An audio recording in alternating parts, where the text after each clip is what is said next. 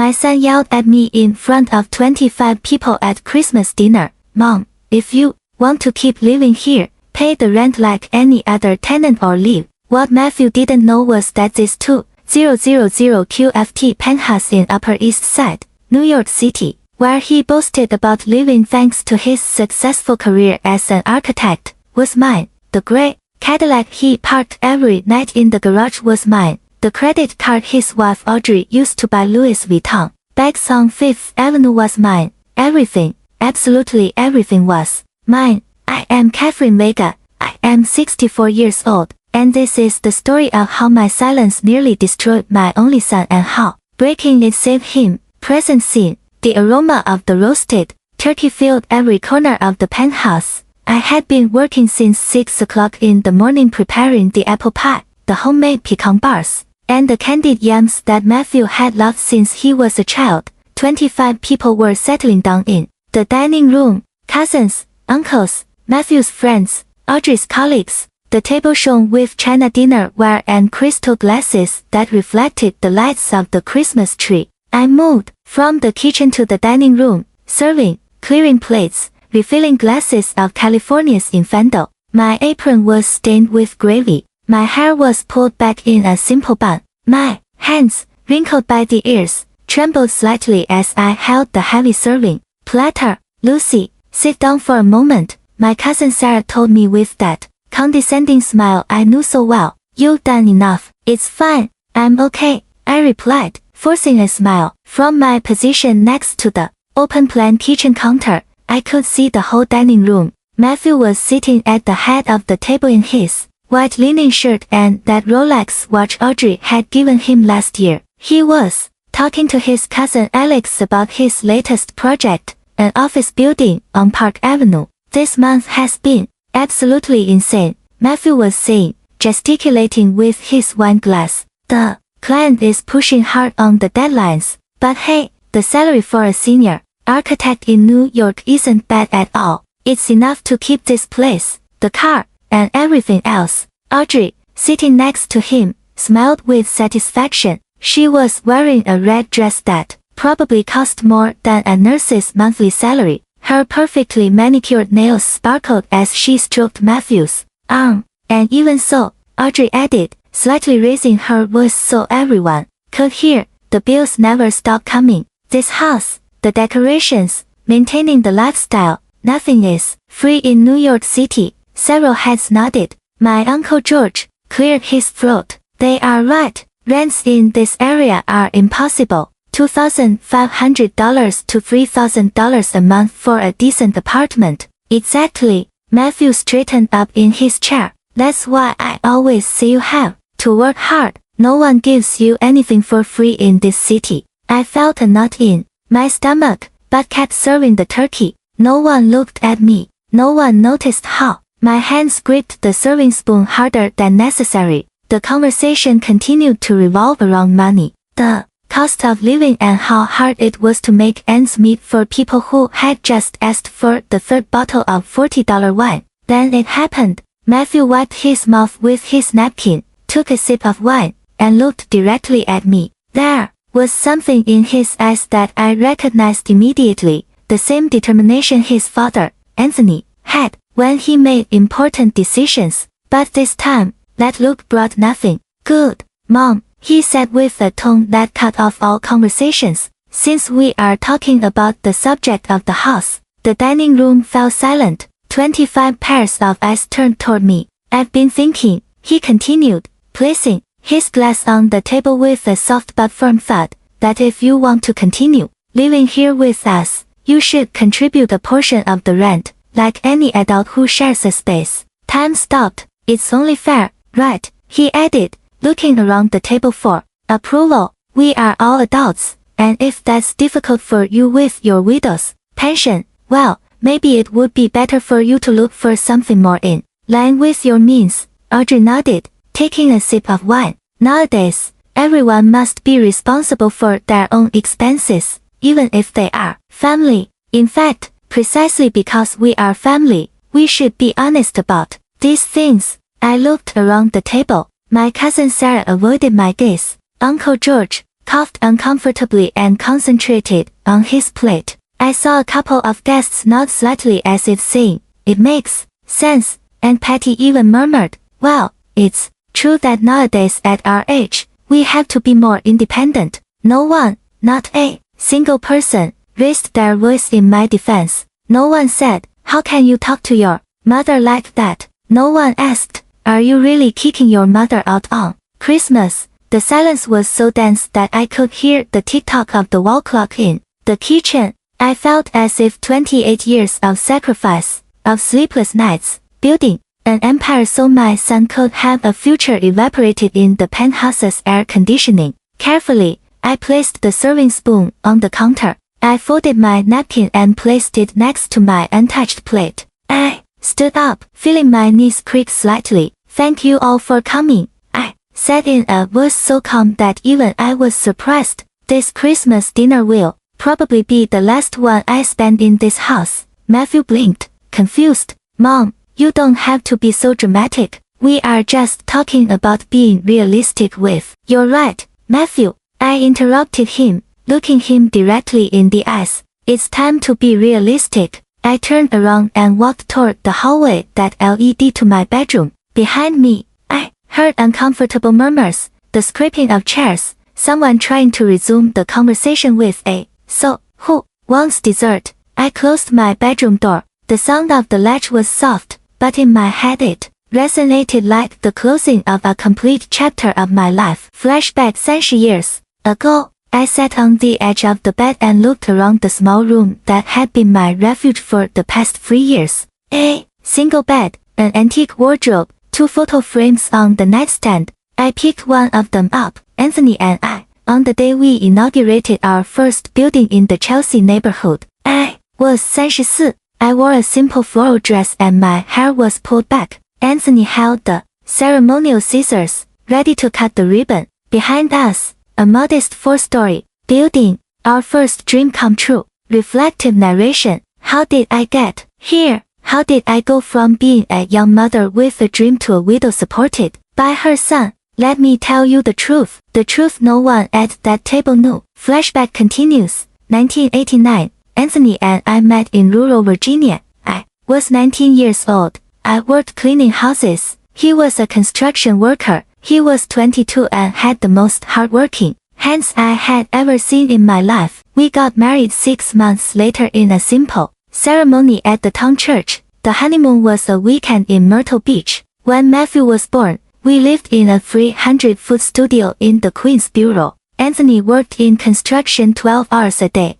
I did bookkeeping for small businesses from home with Matthew, sleeping in a crib next to me. Every dollar we earned went into a metal box. We hid under the bed. No splurges, no vacations, only work, saving, and one dream to buy our own property. It took us 12 years of counting pennies, 12 years of turning down dinners with friends because we already ate, share years of second-hand clothes from the flea market, 12 years of watching Matthew grow up in that tiny studio, sharing our bed until he was 7 because there was no space for another. In 1995, we finally bought our first apartment, 450 square feet in Chelsea for $45,000. We renovated it ourselves. Anthony installed the plumbing. I painted the walls. Matthew, at 6 years old, handed us the tools. We rented it to a young couple for $400 a month. That money went into another box and then to another apartment and another.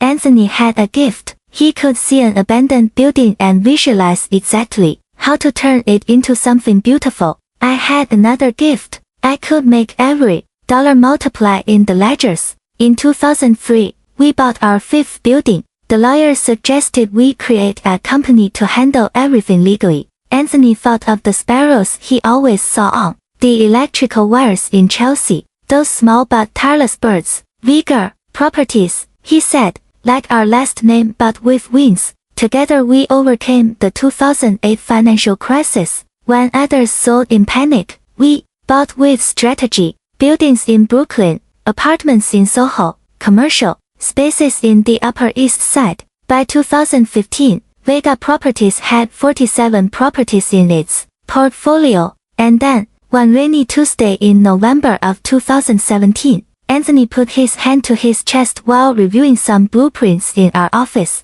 Calf was the last thing he said before he fell. The hospital informed me it had been a massive heart attack. He didn't suffer, were the doctor's words, as if they were a comfort. Return to present. I opened the nightstand drawer and took out a manila folder. Inside were documents that no one in this house knew existed. Articles of incorporation for Vega Properties LLC. Stock shares. Catherine Vega, 85%. Executive Director James Torres. Property contracts. Penthouse, Upper East Side, East 70th Street, 234. Owner, Vega Properties LLC. Vehicle, Cadillac, A6. Registered to Vega Properties LLC. Authorized user, temporary, Matthew Vega. Additional credit card, primary, account, Catherine Vega. I slowly flipped through the pages. Each document was a reminder of what I had built, of what I had allowed my son to believe was his. Flashback 10 years ago,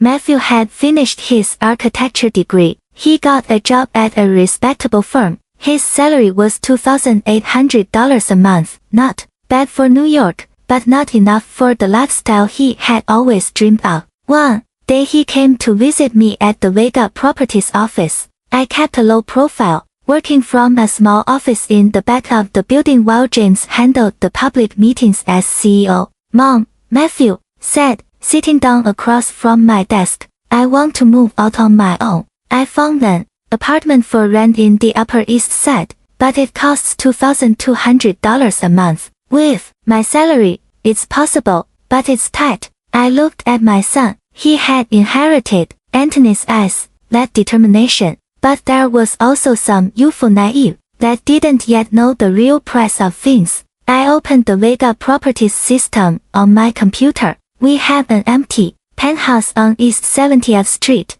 I told him, 2,000 square ft, renovated 2 years ago. Market value $3,500 a month. Matthew's eyes widened. Mom, that's way out of my budget. I'll rent it to you for $1,400. I said, it's an internal discount. Employees, son rate. Seriously, his face lit up. But won't you need it? I'm fine in my apartment in Chelsea. I lied. In reality, that Chelsea apartment was also mine, but he didn't know it. Besides, I prefer to live simply. You're young, you deserve a nice place. He signed the contract that same week. On paper, it said Lizzie, Matthew Vega, lessor Vega Properties LLC. He never asked who was behind Vega Properties. 2 months later, Audrey appeared in his life, a fashion influencer with 50,000 followers on Instagram. I saw her posting photos of the penthouse. My architect boyfriend has impeccable taste for spaces. When they got married, I gave him something else, an additional credit card linked to my account, just for emergencies. I told him, in case you ever need something important. Something important became dinners at Michelin restaurants. Emergencies were $2,000. Handbags. I received the statements every month and paid them in silence. $600 here, $1,200 there, $3,400. On a trip to Miami, I never said anything, and when Matthew asked if he could use one of the company cars to better represent himself in meetings with clients, James signed the authorization, which I approved from my small office. It's temporary, I told James, just until he saves up for his own car. 3 years later, that temporary was still his gray Cadillac. Present decision. I took out my cell phone. It was 11:47 p.m. on Christmas night. Outside, the fireworks from some private party lit up the New York City sky. I dialed a number I had on speed dial. James, it's Catherine. Catherine, Merry Christmas. Is everything okay? His voice sounded worried. James Torres had been Anthony's right-hand man. After my husband's death, he had become my confidant and the only one who knew the full truth about my role in Vega Properties. I need you to prepare all the documents related to Matthew first thing tomorrow morning, I said, looking at the photos. On the wall, the lease agreement, the vehicle authorization, the statements for the additional credit card. There Was a silence on the other end. Catherine, are you sure? Completely sure, I replied. It's time for my son to learn the true meaning of the word independence that he loves to use so much. I took a suitcase out of the closet. Dust billowed up when I opened it. Inside were still the tags from a trip to Boston that Anthony and I had planned to take before his death. We never made it. I started folding my clothes. I didn't have much. 3 blouses, 2 pairs of pants, 1 sweater, underwear, my comfortable shoes. Everything fit perfectly in half a suitcase. I stopped in front of the closet mirror. A 64-year-old woman looked back at me. Gray hair pulled back, wrinkles around my eyes, hands stained by years of work. I had spent almost 40 years building something important, and in the last 3, I had allowed my son to trample that legacy while I served dinner in silence. Why did I do it? Why did I let him believe that lie? Because I wanted him to be happy. Because I wanted him to feel successful, capable, independent. Because I thought that if I gave him everything, he would naturally feel grateful. I was wrong. Silent love that sets no boundaries is not love. It is complicity with selfishness. I closed the suitcase. The sound of the zipper was final. I took my purse, put in my wallet, my phone, the keys to my other apartment, the real one, the one Matthew had never seen, and opened the bedroom door. The sound of laughter and music came from the dining room. They had resumed the party. They probably thought I was crying in my room, that tomorrow I would come out remorseful, begging forgiveness for ruining their Christmas. I dragged the suitcase down the hall. The wheels on the hardwood floor made a screeching sound that cut the music like a knife. Conversation ceased. 25 heads turned. Audrey was the first to speak with that condescending smile. Catherine, don't be dramatic. No one is kicking you out. We are just having an adult conversation about responsibilities. I interrupted her. You're right, Audrey. It's time for all of us to be responsible adults. Matthew got up from the table, his cheeks slightly red from the wine. Mom, where are you going? I didn't mean it about you leaving tonight. I just wanted you to understand that. I understood perfectly, I said, standing firm by the door. I understood that you believe this house is yours, that the car is yours, that everything you have is thanks to your effort. Because it is. Audrey stood up too. Matthew works hard. He gets up early, works late. No one gave him anything for free. I looked her directly in the eyes. There was so much I could have said at that moment. I could have revealed everything right there. I could have pulled out the property documents and thrown them in their faces. But I didn't, because the best lesson doesn't come from words. It comes from consequences. You're right, I said simply. No one gives anything for free. See you soon. I opened the penthouse door. Matthew took a step toward me. Mom, at least tell me where you're going. Let me call you a cab. No need, I replied. I already ordered a car, but at least send me a text when you get to wherever you're going, just to let me know you're okay. I looked him in the eyes. My son, the boy I had held in my arms, the young man I had seen graduate, the man who had just chosen pride over love. When I deem it necessary to communicate, I will, I said softly. Merry Christmas, Matthew. I closed the door behind me. The building hallway was silent, illuminated by cold LED lights. I dragged my suitcase toward the elevator. I didn't look back. I didn't cry. I just breathed. For the first time in 3 years, I breathed without the weight of a lie crushing my chest. The elevator descended the 7 floors in silence. When the doors opened on the ground floor, the night doorman looked up, surprised. Miss Vega, are you leaving so late? Robert,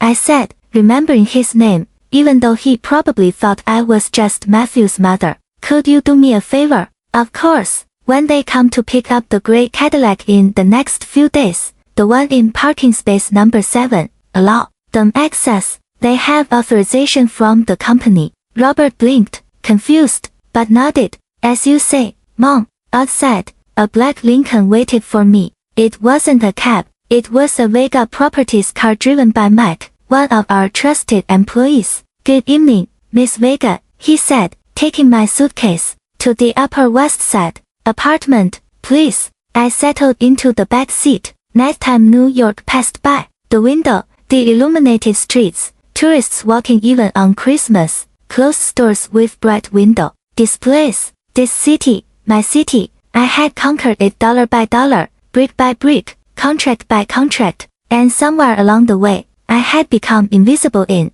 my own story. The car turned onto Broadway. Upper West Side was a quiet, residential neighborhood, very different from the bustling Upper East Side. This was where I really lived, an 850-foot apartment in a 4-story building. No doorman, no luxuries. Mike stopped the car in front of number 23. Do you need help with the suitcase? No, thank you. I can manage. I climbed the stairs. There was no elevator to the second floor. I opened the door with my key. The apartment smelled unused, like a place that was often closed up. It was my secret refuge, the place I came to when I needed to think, work without interruptions, or simply be Catherine Vega, businesswoman, instead of Catherine, the single mother living off her son's charity. I left the suitcase by the door and sat on the couch. The silence was absolute. No music, no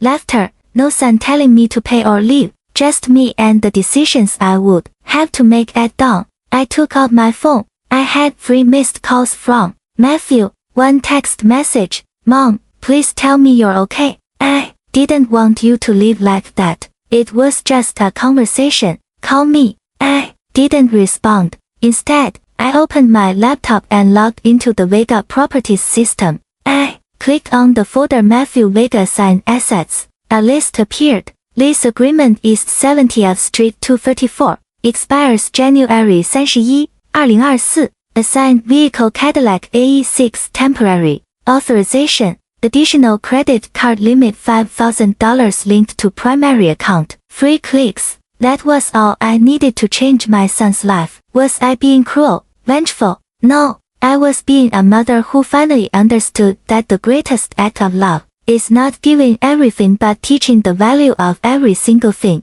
I closed the laptop. Tomorrow I would talk to James. Tomorrow the process would begin. That night I slept better than I had in 3 years. The Vega Properties office occupied the 3rd floor of a modernist building on Park Avenue, right between 2 luxury stores. I arrived at 8:30 a.m. on December 27th. The receptionist, a young woman named Sophia, almost spilled her coffee when she saw me. Miss Vega, we weren't expecting.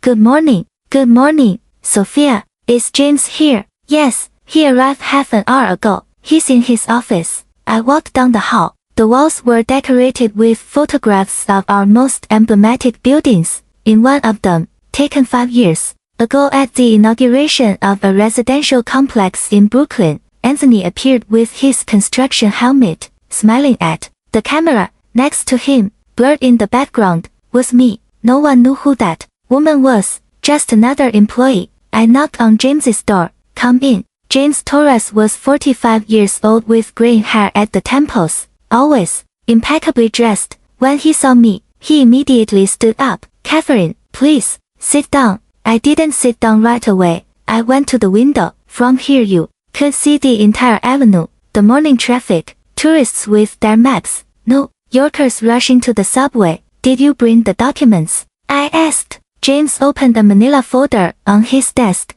Everything is here, but before we continue, I need to ask you, are you absolutely sure once we start this? James, I turned to him. Anthony and I built this in silence with humility. We never wanted to be the rich family that shows off, but at some point, my silence stopped being humility and became a lie that allowed my son to talk to me, as if I were a burden. I know, he said softly. I disagreed with keeping him in the dark from the beginning, but I respected your decision. It was my mistake, I admitted, and it is my responsibility to correct it. I finally sat down. James slid the folder toward me. I opened it. The first document was the penthouse lease agreement. It had been signed 3 years ago, automatically renewed every year. Clause R, EP3, the Let's may terminate the contract with 30 days prior notice if they do not wish to renew.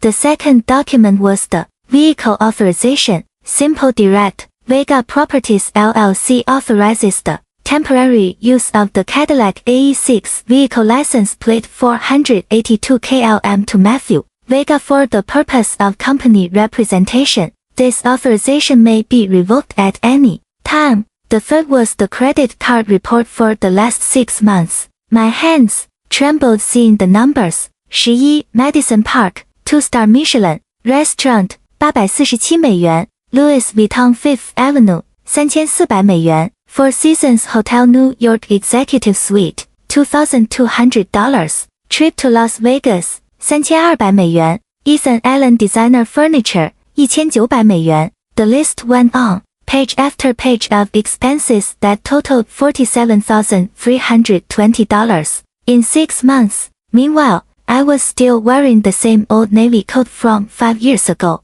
Did you also bring Rachel? I asked, referring to our lawyer. She's waiting in the conference room. Rachel Martinez was a 50-year-old woman with a reputation for being ruthless but fair. She had handled all our legal affairs since Anthony died. When I entered the conference room, she already had her laptop open and several legal codes marked with yellow sticky notes. Catherine, she said, shaking my hand, James gave me a heads up on the situation. I'm very sorry about what happened. I don't need condolences, I said, sitting down. I need legal solutions. Rachel nodded, appreciating my directness. Very well. We have 3 assets your son currently enjoys. The residence, the vehicle, and the credit card. Let's look at the options for each. She opened a presentation on her laptop and turned the screen toward me. Property, penthouse, Upper East Side. The contract is about to expire on January 31st. Legally, you have the right not to renew it. You just need to send a formal notice with 30 days advance warning, which would be today, December 27th. What if he refuses to leave? Then we initiate eviction proceedings. But honestly, Catherine, I don't think it will come to that. When he receives the notice from a property management company, not from his mother, it will be different. And if he tries to find out who the owner is, Rachel smiled slightly. Vega Properties LLC is a limited liability company. The shareholders are not public. He would have to request information from the Secretary of State's corporate registry, which takes time, and by the time he does, the 30 days will have passed. Cadillac AE6 vehicle, she continued. This one is more straightforward. It is company property. He only has authorization to use it. We can revoke it immediately and request the return of the vehicle. How is that done? We send a formal communication requesting the return within 48 hours. If he doesn't comply, we send a company employee with a tow truck and the spare keys. Do it, I said without hesitation. Credit card, Rachel said. This is the simplest of all. It's an additional card on your personal account. You can cancel it with a phone call. Immediate effect. I looked at the 3 documents in front of me. My son would receive 3 blows. In a matter of days, he would lose his house, his car, his unlimited access to money. Is it too harsh? James asked softly. We could do this gradually. First the card, then the car, then no. I interrupted him. Gradual would be cruel. It would be like cutting off a finger every day. Instead of ripping off the bandage all at once, he needs to feel the full impact to understand the magnitude of his mistake. Rachel looked at me with something resembling respect. You are stronger than I thought. I am not strong, I said. I am a mother who was blind for 3 years and finally decided to open her eyes. We spent the next 2 hours drafting the documents. One letter of non-renewal of contract. Dear Mr. Matthew Vega, Vega Properties, LLC, in its capacity as a lessor of the property located at East 70th Street, 234, New York, hereby notifies you that the lease agreement expiring on January 31st, 2024, will not be renewed. In accordance with the residential tenant law, you have until the indicated date to vacate the property in the same condition in which it was delivered. Sincerely, James Torres, Executive Director, Vega Properties LLC. 2. Request for vehicle return. Dear Mr. Matthew Vega, the purpose of this letter is to inform you that the temporary authorization for the use of the Cadillac AE6 vehicle, license plate 4082 KLM, property of Vega Properties LLC, is revoked as of this date. We request the return of the vehicle within a maximum of 48 hours to our facility on Park Avenue 89. Failure to comply with this request will result in us proceeding to recover the asset through corresponding legal means. Sincerely, Asset Department Vega Properties LLC. 3. Credit card cancellation. This one only required a call to the bank. Rachel dialed the number on speakerphone. Chase Bank, Card Department, Lisa speaking. How may I help you? Good morning, Rachel said. I am calling on behalf of Miss Catherine Vega, holder of the account ending in CT823. We need to cancel an additional card. Of course. Can you provide the name of the additional holder? Matthew Vega. 1 moment, please. Yes, here it is. Do you want immediate or scheduled cancellation? Rachel looked at me. I nodded. Immediate. Perfect. The card will be blocked in the system in approximately 2 hours. Anything else? Yes, I added, leaning toward the phone. I would like to receive a detailed expense report for the last 12 months for that card, please. Of course, Miss Vega. We will email it to you in the course of the day. We hung up. Rachel closed her laptop. That's it. The documents will be sent by certified mail and email today. The card will be cancelled before noon. The car, when do you want us to recover it? Tomorrow, I said. Give him time to read the letter first. Let him understand that this is serious. James leaned back in his chair. And you, where will you be when all this explodes? In my apartment, on the Upper West Side. I don't plan to hide. If Matthew looks for me, he knows where the office is. But I'm not going to make anything easy for him. And if he goes to the press, Rachel asked. Millionaire mother kicks out her son. That could be a juicy headline. Let him, I said. I have 28 years of documents showing exactly how I built this empire, and I have 6 months of statements showing how he and his wife used it as their personal ATM. I stood up. My knees creaked slightly. 64 years. Sometimes I felt every one of them in my bones. Thank you both. I know this is uncomfortable. Catherine, James said, also standing up. Anthony would be proud of you. He always said true love sets boundaries. I wish you had listened to him sooner. I felt a lump in my throat. Anthony, how much I missed him in moments like this. I wish I had, too, I whispered. I left the office at 11:30 a.m. on Park Avenue. Tourists were taking photos of the street, Patrick's Cathedral. A young couple was arguing about which restaurant to choose for lunch. Normal life continued. I stopped in front of the Louis Vuitton window. There on the center mannequin was a bag I recognized from the statement's $2,634. Audrey had bought it in October and flaunted it on her Instagram with the caption, "When your husband spoils you." At that moment, my phone vibrated. A message from Matthew. Mom, good morning. Where are you? I stopped by the Chelsea apartment I thought was yours, but the doorman says, a young couple lives there. Can you call me? I'm worried. I put the phone away without responding. I walked to a small coffee shop in Soho, one of those that don't have Instagram, just good coffee and honest sandwiches. I ordered a cold do and a cross. The total 3.50 美元. Audrey probably spent that on a single fingernail at the manicurist. My phone rang. It was James. The emails were sent, he said. Matthew should receive them any minute. Perfect. Catherine, are you really okay? Yes, I replied, looking out the coffee shop window. For the first time in 3 years, I'm okay. I hung up and took a sip of coffee. Hot, strong, unadorned, just like the truth that was about to hit my son. Day 1, December 28th, 9:15 a.m. Matthew opened his laptop at the penthouse dining table. Audrey was still asleep. The night before, they had been up until 3 o'clock in the morning arguing about the Catherine drama.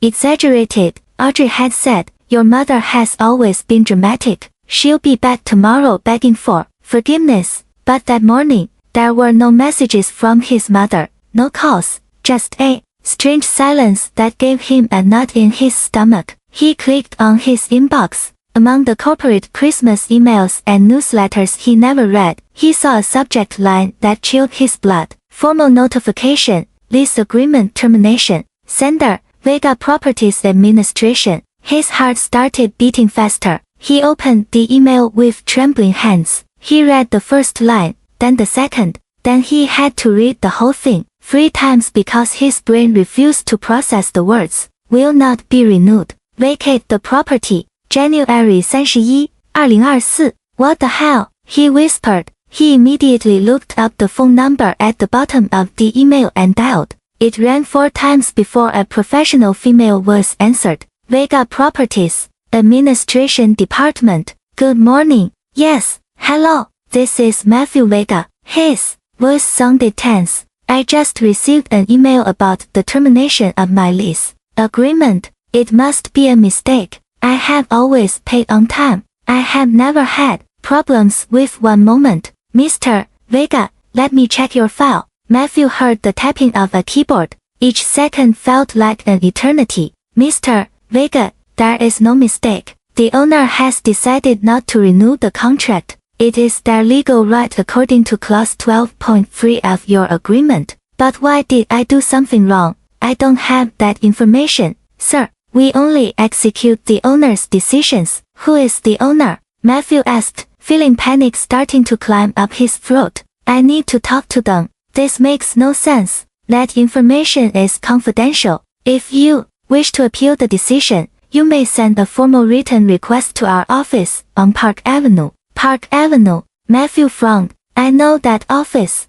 It's near where I work. Is there anything else I can help you with? Yes. Can I at least continue renting when the apartment goes back on the market? Of course, when the property is available again, you can apply like any other applicant. The current market price for that unit is approximately $3,800 a month. Matthew almost dropped the phone. $3,800, but I pay $1,400, Mr. Vega, a preferential price that will no longer apply. The line went dead. Matthew sat there staring at his phone screen. $3,800. His monthly salary was $2,800 after taxes. It was mathematically impossible. Matthew, Audrey appeared in the bedroom doorway wrapped in an expensive silk robe. Why are you yelling? We're being evicted, he said in a hollow voice. We have to be out of the apartment before January 31st.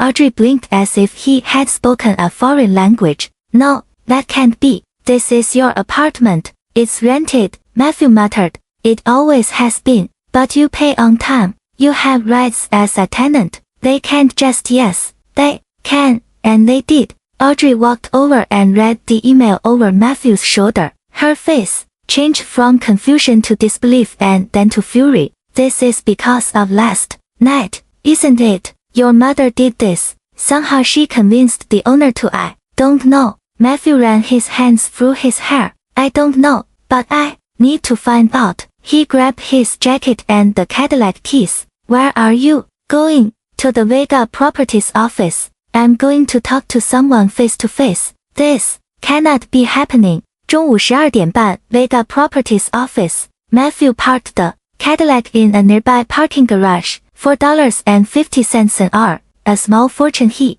usually didn't care about, and walked quickly toward the building on Park Avenue. He had never been there before. The facade was elegant, modernist, with high windows and wrought iron balconies. A discreet plaque next to the entrance read, Vega Properties LLC, 3rd floor. He climbed the stairs 2 at a time. When he reached the reception desk, a young woman greeted him with a professional smile. Good morning. How may I help you? I need to speak with the director, the manager, whoever makes the decisions. Here, Matthew said, trying to remain calm. I'm a tenant and I just received an eviction notice that makes no sense. My name is Matthew Vega. The receptionist checked something on her computer and her expression changed slightly. almost imperceptibly, but Matthew noticed it. "One moment, please." She stood up and disappeared down a hallway. Matthew took the opportunity to look around. The walls were decorated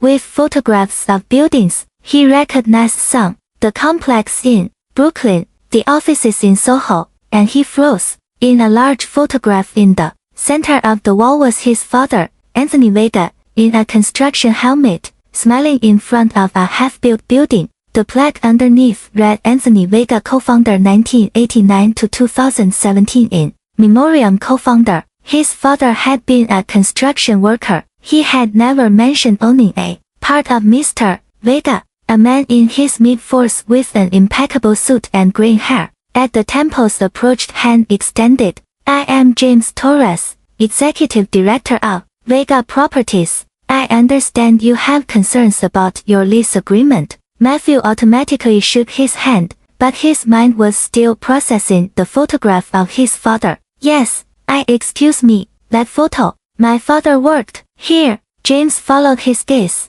and something akin to sadness crossed his face. "Anthony was much more than an employee, but that is a separate issue. Why don't we go to my office so we can James's office?" The office had views of the entire avenue. Matthew sat in a leather chair while James opened a file on his desk. "Mr. Vega, I understand your concern, but the decision not to renew your contract is completely within the legal framework." "The owner? Who is the owner?" Matthew interrupted. "I need to talk to them. There's been a misunderstanding. My mother, she said something inappropriate at Christmas dinner, and if that somehow reached the owner's ears, your mother has nothing to do with this," James said, although Matthew noticed something odd in his tone. "It's simply a business decision. Then at least let me apply to renew. I can pay more. I can. The market price is $3,800 a month," James said firmly.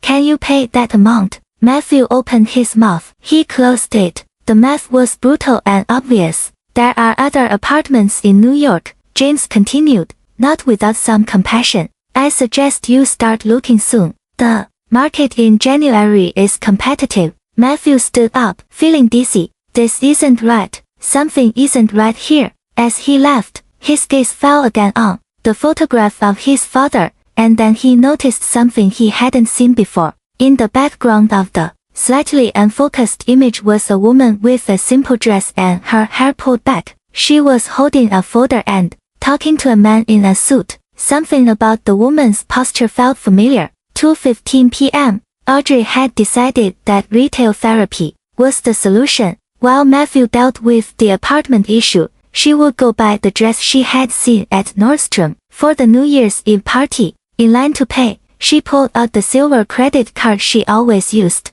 the one that never had a limit, the one that made the sales associates look at her with respect. She swiped the card through the reader. "Declined. You can try again," Audrey requested, with a tense smile. The cashier tried 2 more times. "Declined. I'm sorry, Mom, the card isn't going through. Do you have another form of payment?" The people behind Audrey in line began to murmur. She felt her cheeks burn. "It must be a system error," she said quickly, putting the card away. "I'll come back later." She left the store, her heart pounding. She immediately called the bank from her cell phone. "Chase Bank, Maria speaking. How may I help you?" "My card was rejected," Audrey said, trying to sound calm but authoritative. "I need to know what's going on. It's the card ending in 4829. "One moment, can you give me the name of the holder?" "Audrey Ruiz Vega. I see here that this is an additional card. The primary holder is Catherine Vega." Audrey felt as if cold water had been thrown on her. "Catherine, my husband's mother." "Yes, ma'am. And that card was canceled yesterday at the request of the primary holder." "Cancelled."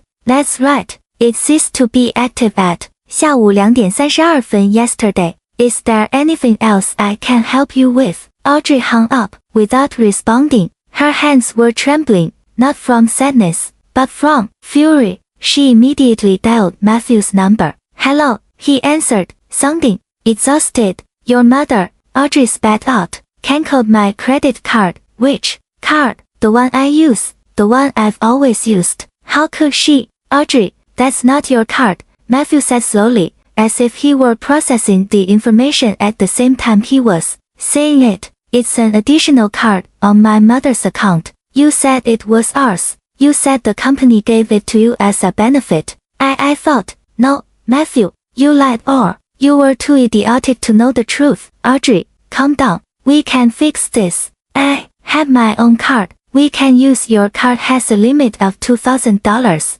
Audrey said, coldly. Do you know how much I spend a month? Do you know how much it costs to maintain my image, my social media, my life? Maybe that's the problem, Matthew muttered. What did you say? Nothing, forget it. I'm coming home. We need to talk. Audrey hung up and stood in the middle of the mall, surrounded by other people's shopping bags, bright window displays showing things she could no longer have. For the first time in 3 years, Audrey Ruiz felt poor, and she hated that feeling with every fiber of her being. Day 2, December 29th, 800 a.m. Matthew woke up with a pounding headache. He had spent the whole night before arguing with Audrey. She wanted him to do something, to talk to his mother, to fix this. But how? His mother didn't answer his calls.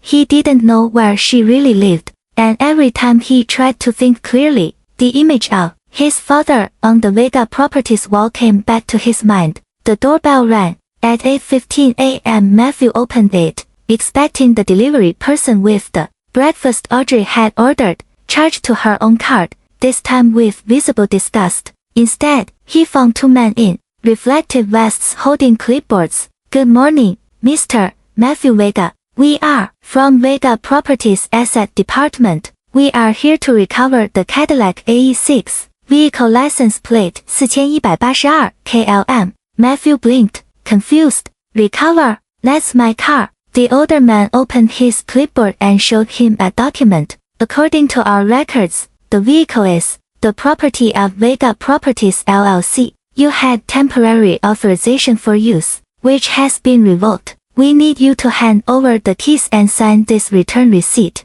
This is ridiculous. Matthew felt the blood rush to his face. That car was given to me 2 years ago. I use it for work. You can't just come and take it. Mr. Vega, the man said with professional patience. You have the document here. The vehicle was never transferred to your name. It was always company property. Here is your signature, authorizing the temporary use for business representation purposes. He showed him a page and there it was. Matthew's signature from 2 years ago on a document that clearly said temporary authorization. How had he not read it carefully? What if I refuse? Then we will proceed to recover it with the tow truck and the backup keys we have in our possession. Mr. Vega, this can be easy or difficult. You decide. Audrey appeared behind Matthew, still in her pajamas. What is going on? They're taking the car, Matthew said in a defeated voice. What?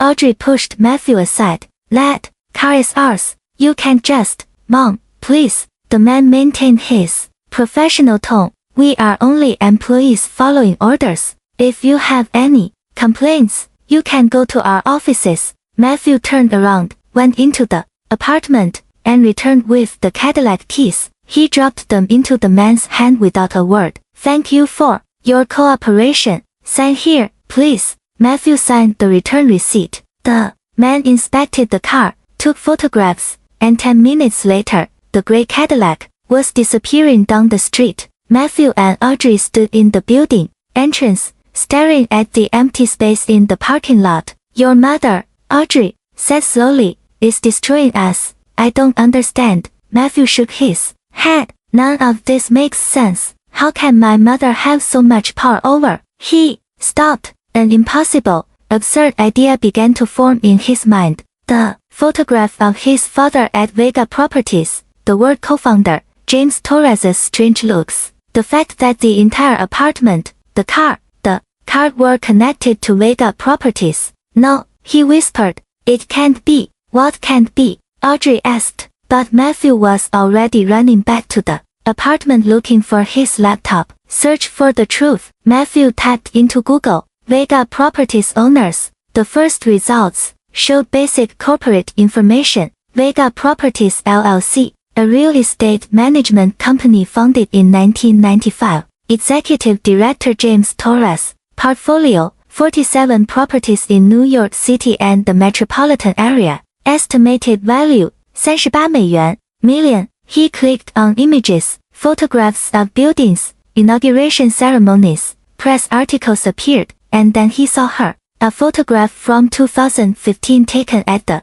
inauguration of a residential complex in Brooklyn. In the foreground, James Torres cutting a ribbon, but in the background, clear as day, his mother, Catherine Vega, in a pantsuit talking to two men in suits who were evidently listening to her with deference. He zoomed in on the image. The caption read, James Torres, Executive Director of Vega Properties at the inauguration of the C Towers complex project developed by the Vega family. The Vega family. With trembling hands, Matthew searched on LinkedIn, Catherine Vega, New York. There was no public profile, but when he searched for Vega Properties employees, a list appeared, and there, without a photo or description, appeared a name, Catherine Vega, principal shareholder. No.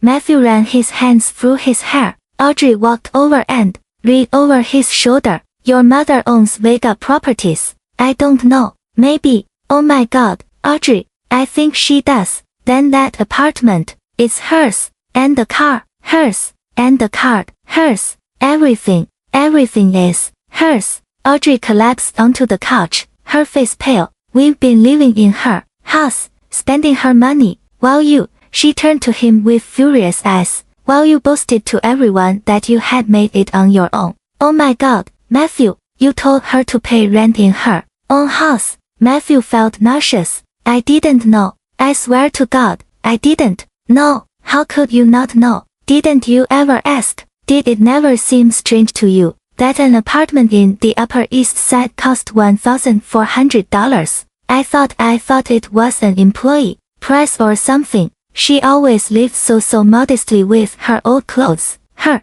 small apartment. What small apartment? Audrey laughed humorlessly. Matthew, I'll bet anything that small apartment was also a sham. She probably has a mansion somewhere she never showed us. Matthew stood up abruptly and grabbed the house keys. Where are you going? Audrey asked. To find someone who will tell me the truth. 220 A.M. Street, Luke's hospital. His grandmother, Carol, was in room 304, recovering from pneumonia. Matthew hadn't visited her since she was admitted a week ago. He had been too busy with work and Christmas parties. When he entered the room, his grandmother was awake, reading a magazine. She looked up and a shadow of disappointment crossed her face before she could hide it. Matthew, what a surprise, Grandma. Matthew walked over and kissed her wrinkled cheek. She looked fragile, small beneath the hospital sheets. How are you feeling? Better.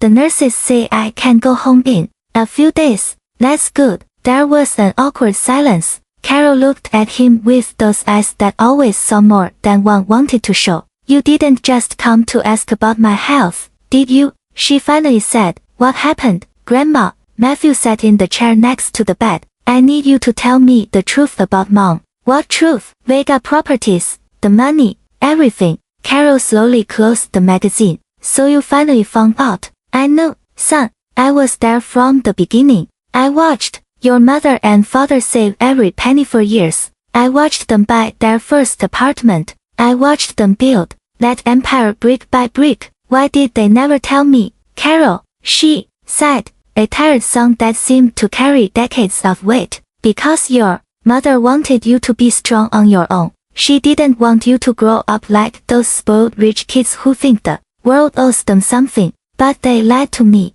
They didn't lie to you. Carol corrected him firmly. They just didn't tell you everything. There is a difference. They let me believe that I was supporting the house, that I was taking care of her, and that made you feel good, didn't it? Carol asked, knowingly. It made you feel important, the successful son who takes care of his poor widowed mother. Matthew opened his mouth to protest, but the words caught in his throat. Your mother, Carol continued, could have lived in a mansion. She could have retired 10 years ago, but she chose to live modestly. She chose to work every day and she chose to give you advantages, without you becoming dependent on them. Or she tried to. What do you mean, Matthew? How much did you spend last month on restaurants, on clothes, on trips? Matthew didn't answer. Your wife, Carol, almost spat the word. She has posted 47 photos in the last month showing off your luxurious life, handbags that cost more than a nurse's monthly salary, while your mother,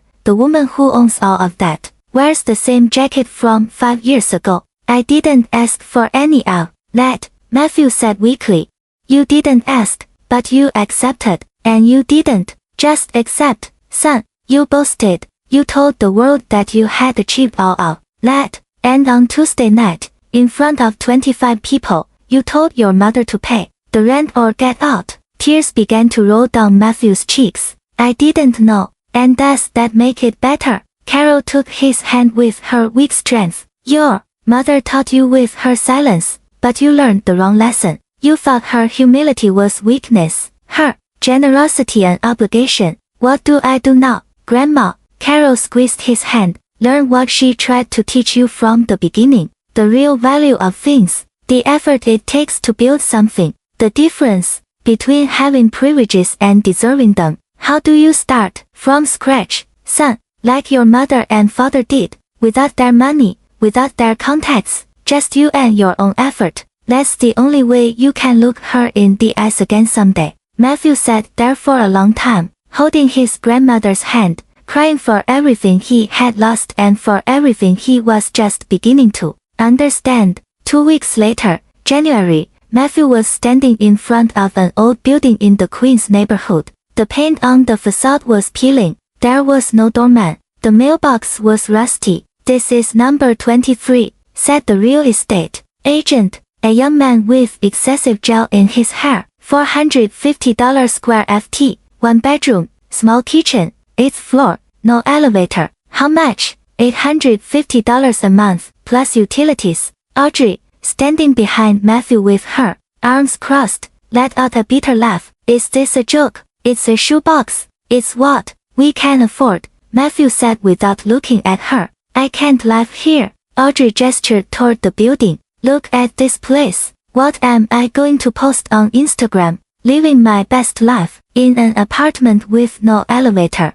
Then don't live here, Matthew said wearily. The real estate agent coughed uncomfortably. Do you want to see the inside or? Yes, Matthew said. No, Audrey said at the same time. Matthew looked at her for the first time that afternoon. Audrey, I need to make a decision. I have to hand over the keys to the penthouse on January 31st. I can't afford this place. It's ugly, it's small, but it's what my real salary allows me. If that doesn't work for you, it doesn't work for me, Audrey said firmly. Matthew, this is not what I signed up for when I married you. What did you sign up for? A contract where I keep you in endless luxury. I signed up for a life you promised. The successful architect, the nice apartment, the trips, the dinners. That life wasn't real, Matthew said, feeling something break inside him. It was a lie. A lie. My mother financed, while I believed the story. Audrey took off her sunglasses and looked at him with cold eyes. Then find a way to get it back. Talk to your mother. Beg for forgiveness. Do whatever you have to do, but don't ask me to live in this. She looked at the building with disgust. Oh, my mother won't answer my calls. She doesn't respond to messages. I don't know where she really lives. Then find out. Go to her office. Beg her. If you have to. I won't beg her for money. Why not? Audrey threw up her hands. Pride. Now you have pride. You didn't have it when you were spending her money on $800 dinners. The truth of those words hit Matthew like a punch. I'm going to rent this apartment, he finally said. You can come with me or not. You decide. He turned to the real estate agent. I want to see it. Audrey stood on the sidewalk while Matthew climbed the stairs behind the agent. She didn't follow him. When Matthew reached the 8th floor, panting and his legs burning, he knew Audrey was right about one thing. This wasn't what they had had. but for the first time in his life, it would truly be his. Chapter 6 The Awakening. The apartment in Queens was exactly as depressing as it looked from the outside. The walls had moisture stains. The kitchen had appliances from the 90s. The bathroom had pink tiles that were probably original from 1975, but it was his, or at least it would be. After he signed the contract, Matthew moved in on January 30th with 2 suitcases and a feeling of shame that weighed on his chest like a stone. Audrey had left 3 days earlier back to her parents' house in Miami, leaving a note that simply said, "Call me when you become the man I married again." Matthew didn't know if he had ever been that man. He spent his first day in the new apartment on the floor. He still had no furniture, staring at the cracked ceiling, making calculations on his phone. Net salary, $2800, rent plus utilities, $920, food, $300, transportation, subway, bus, $60, basic expenses, $100, total, $1420. He had $380 left over a month. In his previous life, Audrey spent that on a handbag. Day 15, February. Matthew had started looking for extra work. His current position at the architecture firm paid well, but not enough to climb out of the emotional and financial hole he was in. One night, while eating instant noodles on the floor of his empty apartment, the table wouldn't arrive until the following week. He received a message from an unknown number. "Hello, Matthew. I'm Andrew Villana. I run a small firm in Brooklyn. I work on social housing projects. Your father worked on some of our first buildings. I've seen your portfolio. Would you be interested in talking?" Matthew replied immediately, "Yes." When? Day 20, meeting with Andrew. Andrew Villanova's office was in a converted industrial space in Brooklyn. The walls were exposed brick. The desks were repurposed wards. There were 5 young employees working on MacBooks surrounded by models and blueprints. Andrew was about 50 years old with disheveled hair and the energy of someone who still loved his job after decades of doing it. "Your father," he said, pointing to a photograph on the wall. "He was one of the best construction workers I ever worked with. He understood the structure of a building like no one else. Not just the construction, but the soul of a space." Matthew looked at the photograph. His father, 20 years younger, smiling next to a group of workers. "I didn't know you worked together for years before he and your mother founded Vega Properties." Andrew looked at him directly. "Do you know what your father told me once, Andrew? Buildings aren't for showing off. They are for people to live in with dignity." Matthew felt a knot in his throat. "I have a project," Andrew continued. "Renovation of housing in Staten Island. Old buildings that need to be converted into affordable apartments. The budget is tight. The salary isn't impressive, but the work matters." "How much?" $2,200 a month for 6 months. "If it works out, maybe more." It was less than he earned now, but Matthew nodded. "When do I start, Andrew?" Andrew smiled. "Monday. Bring sturdy boots. You'll be on the construction site, not just in the office." Day 45, March. Matthew was waking up at 6 a.m. Island. He worked on dusty construction sites until 6 p.m. Exhausted, ate something simple. He had learned to cook pasta, omelets, and basic salads, and spent his nights drawing designs on his old laptop. One Saturday, his next-door neighbor, an older woman named Rose, knocked on his door. "Excuse me, young man, do you have any sugar? I ran out." Matthew gave her a package. Rose looked over his shoulder at the almost empty apartment. "Did you just move in a month ago? And your wife?" "I don't have a wife. I'm in transition." Rose nodded wisely. "Life puts you where you need to be, not where you want to be. Come for dinner tomorrow if you like. I'm making spaghetti." Matthew went. Rose's spaghetti reminded him of his mother's, and for the first time since Christmas, he felt something akin to the warmth of home. Day 60, April. Audrey sent him divorce papers. Matthew signed them without a fight. Part of him felt relieved.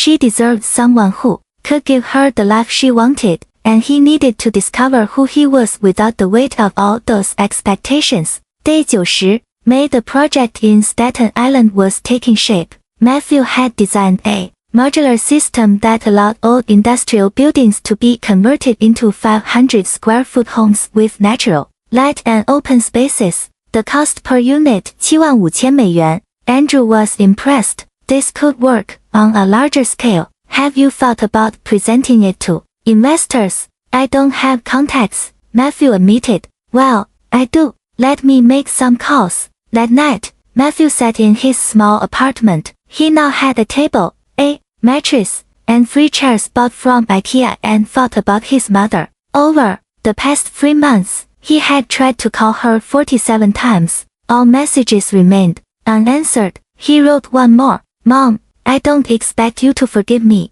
I don't expect you to give me anything back. I just want you to know that I finally understand. I'm learning, slowly but learning. I love you, Matthew. Send. He didn't expect a response, but 10 minutes later, his phone vibrated. A message from a number he recognized as James Torres's. Your mother received your message. She says she is well and that she is proud you have found honest work. Keep going. When the time is right, she will contact you. Matthew read the message 5 times. She is proud. For the first time in months, he smiled. Day 120, July. 6 months later, the New York summer heat made Matthew's small apartment in Queens feel like an oven. He had no air conditioning, just an old fan that Rose had given him. But there was something liberating in the honestly earned sweat, in the discomfort, that reminds you that you are alive, that you are fighting. Matthew had gotten up at 5:30 a.m. to take advantage of the cool hours. On his tiny table, surrounded by blueprints and models made with recycled cardboard, was something that had kept him awake for weeks. A project that could change everything. Dignified housing, New York, 120 modular apartments on abandoned industrial land in Staten Island. Total cost 9.6 million. Price per unit 8,000,000. Aimed at low to middle income families who had been pushed out of the New York housing market. It wasn't just architecture, it was social justice. His phone rang. Andrew, Matthew, good morning. Are you sitting down? Yes. Why? Because I got you an audience. There is an investment group interested in social impact projects. They want to see you on August 15th. Matthew felt his heart race. Who are they? I can't tell you much. They are discreet, but they have serious capital. If your presentation is good, Matthew, this could be real. How much capital? Enough to build the entire complex. But Matthew, you need to be flawless. This is an opportunity that won't be repeated. When he hung up, Matthew looked at his reflection in the bathroom mirror. 6 months had changed his face. He was thinner. He had dark circles under his eyes from working nights. His hands had calluses from being on the construction sites. But his eyes had something they had never had before. Purpose. August 1st. Preparation. Matthew spent the next 2 weeks preparing the presentation of his life. He worked on the construction site by day and in his apartment by night. Rose brought him coffee and omelets. Sometimes she stayed to watch him work. You remind me of someone, she said one night. Who? A woman I used to see on the subway years ago. She always carried blueprints under her arm. She always had that same look you have. Determination, mixed with fear. Matthew looked up. What was she like? Older, elegant, but simple. I once saw her arguing with 3 men in suits over a contract. She shut all 3 of them up. Rose smiled. She had your same jaw, your same way of frowning when you think. Matthew felt a lump in his throat. Was it my mother? I don't know, son, but whoever that woman was, she built important things like you are now. August 15th, the day. The address Andrew had given him was on Park Avenue. Matthew felt a chill when he approached the building. It was the Vega Properties office. He immediately called Andrew. There's a mistake. You gave me the wrong address. There's no mistake, Andrew said softly. Trust me, just go in. Matthew stood in front of the building he had visited 6 months ago in a state of confusion and panic. Now he returned. with a worn briefcase, a suit he had bought at a second-hand store for $45, his first expensive purchase in months, and 50 pages of dreams printed on paper. The receptionist recognized him. Mr. Vega, they are waiting for you in the fourth-floor boardroom. Who is waiting for me? She smiled enigmatically. Go up and you will find out. The executive boardroom. Matthew went up in the elevator, his heart pounding so hard he thought everyone in the building could hear it. The doors opened on the fourth floor, a level he hadn't visited before. A hallway with glass walls. Through them he could see New York City stretching out to the sea. And at the end of the hall, a wooden door with a plaque. Boardroom, President's office. He knocked. Come in. He opened the door and he froze. Sitting at the head of a long oak table, dressed in a gray pantsuit, her hair perfectly styled, her hands clasped in front of her, was his mother, Catherine Vega. To her right, James Torres. To her left, a woman he recognized as Rachel Martinez, the lawyer. And in the back chairs, 3 more people he didn't know, but who by their folders and laptops were clearly part of the executive team. Matthew, Catherine said in a calm, professional voice. Please sit down. Matthew couldn't move. He couldn't breathe. Mom, I am President Vega here, she said without cruelty but with firmness. And you are the architect Matthew Vega, who will present a social housing project to us. Correct. Matthew swallowed hard. Correct. Then sit down and begin your presentation. We have E.R. With trembling legs, Matthew walked toward the projector. He connected his old laptop. The screen had a crack in the corner that he had tried to fix with tape. While waiting for the system to load, he looked at his mother. She was looking at him with a neutral business-like expression, as if she were evaluating a complete stranger, and in a way she was. The Matthew she had kicked out of her house 6 months ago no longer existed. Good morning, he began, his voice barely shaking. My name is Matthew Vega. I am an architect specializing in social housing, and I am here to present a project that can change the lives of 120 families in New York. The first slide appeared, a photograph of the abandoned land in Staten Island. Ugly, full of trash, forgotten. This is a space our city has abandoned, he said. But I see potential. I see homes. I see dignity. For the next 45 minutes, Matthew presented every detail of his project. Modular design, optimized 500 square foot apartments, sustainable and recycled materials, natural light in every unit, common spaces for community, realistic budget,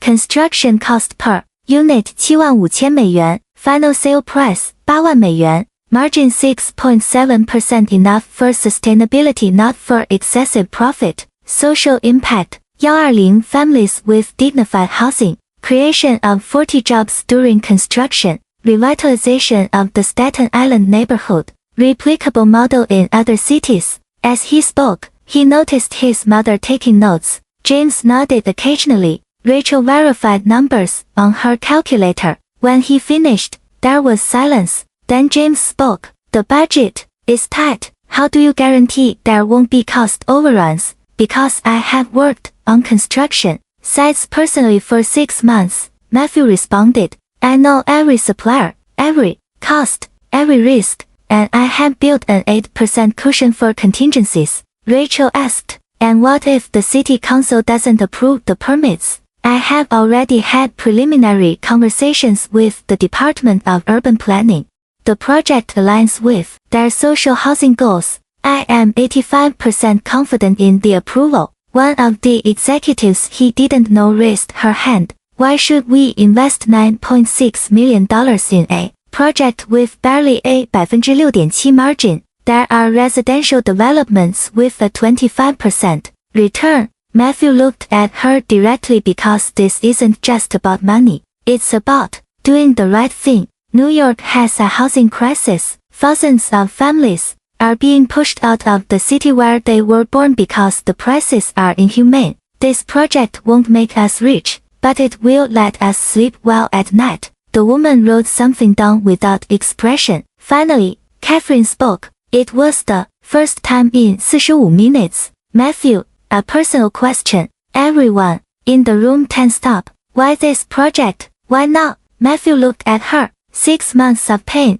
learning, and growth passed between their gazes. Because 6 months ago, I lost everything. My house, my car, my marriage, my pride. And in that process, I discovered something. Living in an $850 apartment in Queens, climbing 8 flights of stairs without an elevator every day, cooking instant noodles because that's what I can afford. That taught me more about architecture than 5 years of college. How? Catherine asked. Because I understood that buildings aren't for impressing, they are for living, and that the people who need dignified housing the most are precisely the ones with the least access to it. This project exists because I lived what they live, and because my father, his voice cracked slightly, taught me that the hands that build matter more than the papers that sign. Catherine closed her notebook. Thank you, Matthew. We will make a decision and inform you within 48 hours.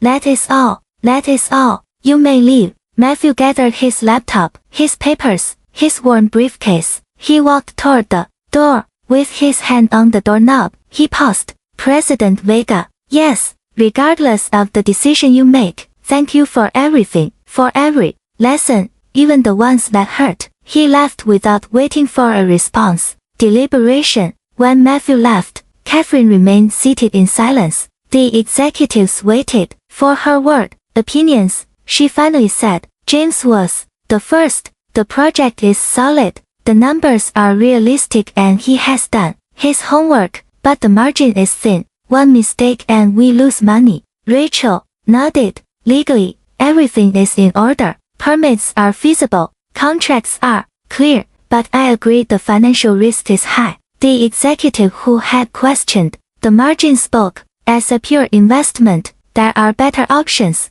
but she hesitated. As a statement of values, as a legacy, this is powerful. Catherine looked out the window. She could see the Empire State Building in the distance, that monument to sustained effort to construction that takes generations. Anthony, she murmured, what would you do? She knew the answer. Anthony would have signed immediately. He had always said, buildings aren't for accumulating wealth, they are for creating dignity. We approved the project, Catherine said. Full investment, $9.6 million.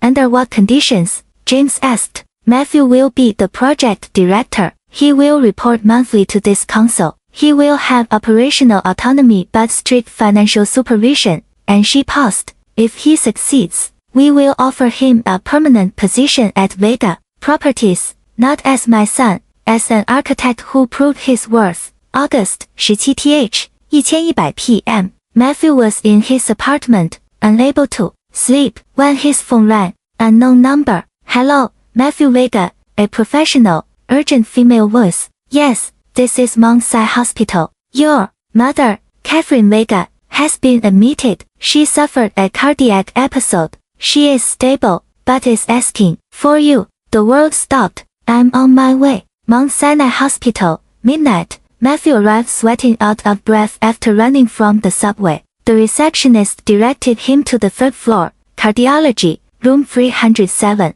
James was in the hallway looking exhausted. What happened? Matthew grabbed his arm. Stress, exhaustion. Your mother has been working 16-hour days since he stopped. Since Christmas. Matthew finished. Since she kicked me out. She didn't kick you out, James said softly. She freed you, but that doesn't mean it didn't hurt her. Can I see her? James hesitated. She's awake, but Matthew, she's weak. Don't agitate her. Matthew gently pushed the door. The room was dimly lit. In the bed, connected to monitors that emitted regular beeps, was his mother. She looked small, fragile. For the first time in her life, Catherine Vega looked like what she was, a 64-year-old woman who had carried too much weight for too long. Mom, he whispered. She opened her eyes. A weak smile crossed her face. Hello, son. Matthew walked closer, took her hand. It was cold. What did you do? Why are you doing this to yourself? Because I had to be sure,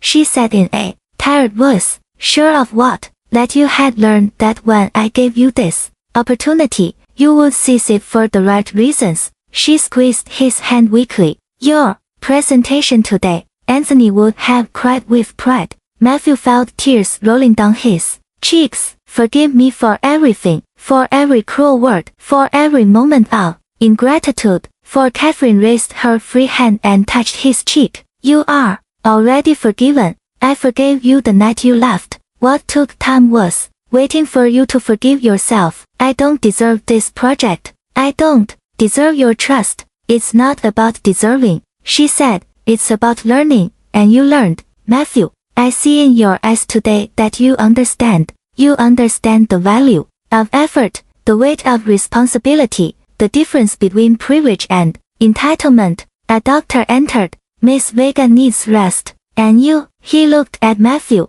You can stay, but keep the conversation brief. When the doctor left, Catherine closed her eyes. The project is approved, she murmured. You start Monday. James will give you the details. You're going to be okay. I'm going to be perfect. But you have to promise me something. Anything. Don't work like I worked. Don't carry everything alone. Ask for help when you need it. Trust your team. And Matthew, yes, life. Don't just build buildings. Build a life, one that is worthwhile. Do you promise me? I promise you, Mom. She smiled, already half asleep from the medication. Good, because I didn't do all this for you to repeat my mistakes. I did it so you could build something better. 6 months later, February of the following year, the land in Staten Island had been transformed. Where there was once garbage and abandonment, there were now solid foundations, steel structures rising toward the sky, and the constant sound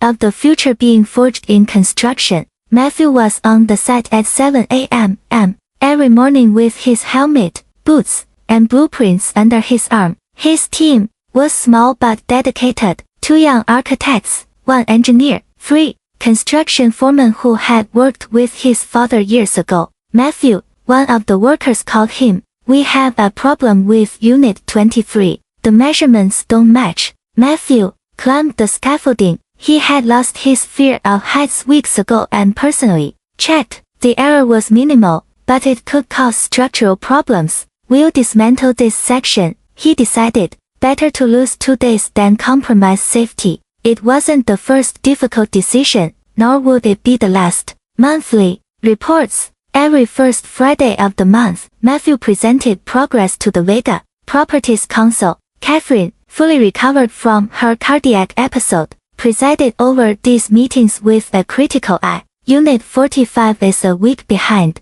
schedule, she pointed out at the March meeting. Problem with the window supplier, Matthew explained. It's already resolved. We'll be back on schedule next week. And the budget, we are 3% under projection. I negotiated better prices with 3 suppliers. James smiled from his seat. Catherine simply nodded and continued with the next page of the report. But after the meeting, when everyone had left, she stopped him. Good work, Matthew. 3 words, but coming from her, they were worth more than any paycheck. Crisis. May. One rainy Tuesday in May, part of a wall collapsed. No one was hurt, thank goodness, but 3 workers had been in that area minutes earlier. The investigation revealed that a subcontractor had used cheaper materials than specified to increase their margins. Matthew was devastated. I should have supervised more closely, he told Andrew that night, sitting on the construction site in the rain. You can't be everywhere, Andrew replied, but you can learn from this. The next day, Matthew fired the subcontractor, implemented daily material inspections, and added 2 quality supervisors to the team. It cost him $35,000 extra from the contingency budget. When he presented the incident to the council, he expected reproaches. Instead, Catherine said, mistakes happen. What matters is how we respond. You did the right thing. First, family. August. The first completed unit was delivered in August. The Smith family, father, mother, 2 children, and a grandmother had been living in a shared 300 QFT apartment in Lower East Side, paying $700 a month. When Matthew handed them the keys to their new 500 square foot home, Ms. Smith cried. It's beautiful, she kept saying, walking through the empty but light-filled apartment. I never thought we could have something like this. Her youngest son, Luke, a 10-year-old, ran up to Matthew. You designed this? Yes, I want to be an architect when I grow up, too, to build nice houses for people like us. Matthew knelt down. You know what? You are exactly the kind of architect the world needs. He gave the boy his business card. When you're ready to study, call me. I'll help you. That night, Matthew sent a photo to his mother. Luke standing at the entrance of his new house, smiling with a gap between his front teeth. Catherine replied, this is what building a legacy means. Well done, son. December 24th, 1 year later, Catherine was in the kitchen of her real apartment in the Upper West Side. Not the penthouse, not a mansion, just a comfortable, light-filled home with photographs of Anthony on the walls and the aroma of roasted turkey filling every corner. Matthew arrived at 5 p.m. with 2 bags of groceries. I came to help with dinner, he said. You know how to cook now? Catherine raised an eyebrow. Rose taught me the basics. Don't put me in charge of anything complicated, but I can peel potatoes without cutting myself. They worked together in the kitchen. Matthew peeling vegetables, Catherine preparing the gravy. The radio played Christmas carols. How many are coming? Matthew asked. 12. James and his family, Rachel, Andrew, Rose, your grandmother, Carol, some company employees, and Luke, Smith and his family. I invited them. Matthew felt a knot in his throat. Mom, it's a family dinner, she said simply. And family isn't always blood. Sometimes it's the people who build with you. Dinner, 8:30 p.m. There was no expensive china or crystal glasses, just mismatched plates, regular glasses, and food made with love. But the conversation was real. The laughter was genuine. And when Luke showed Matthew a drawing he had made, a tall building with the word hope written above it, everyone applauded. At 晚上10点, Matthew stood up. His heart was pounding. I want to say something. The table fell silent. Exactly 1 year ago, at a Christmas dinner, I said the cruelest words I have ever said to someone I love. I told my mother to pay the rent in her own house. I humiliated her. I treated her like a burden. He looked at Catherine, who was listening with bright eyes, and he continued, did what only a truly wise mother would do. She didn't yell at me. She didn't explain. She simply let me fall. She let me lose everything. And in that fall, she taught me to fly. He turned fully toward her. Mom, I spent this year learning what you always knew, that the value of things is not in their price, but in the effort it took to create them, that wealth without character is poverty disguised, and that true love sometimes has to be hard to be real. He pulled an envelope from his pocket. This is for you. Catherine opened it. Inside was a check for $16,800. It's every dollar I spent with your credit card during those 3 years, Matthew explained. It took me 12 months to save it, but it's yours with interest. Catherine looked at the check, then she tore it into pieces. I don't want your money, she said softly. I want your character, and that, my son, is priceless. She stood up and hugged him. For the first time in a year, mother and son embraced, an embrace that healed all wounds. The table erupted in applause. Grandma Carol was crying. Rose shouted, bravo. James raised his glass. Luke whispered to his mother, when I grow up, I want to be like Matthew. Miss Mill. Miss Sensei smiled. Then learn not only from his work, son, learn from his heart. After dinner, midnight, when everyone had left, Matthew helped his mother clean up. They washed dishes side by side in comfortable silence. The project is inaugurating in March, Matthew said. All 120 units completed, 100% occupancy. I know James keeps me informed, and after that, Andrew offered me a partnership in his firm,